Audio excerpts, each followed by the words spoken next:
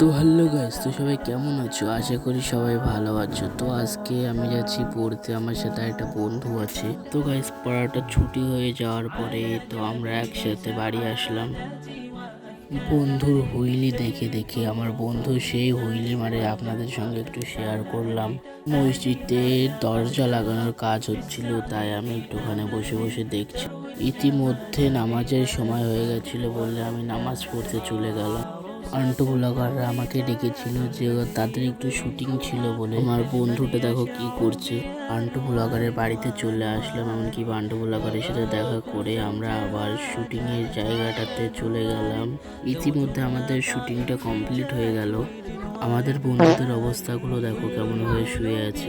মা বললো বাজার থেকে তেল আনতে, তাই আমি আবার তেল আর দই নিয়ে বাড়িতে ফিরে আসলাম। বাড়ি এসে পড়তে চলে আসলাম। তো সবাই ভালো থাকবেন, সুস্থ থাকবেন।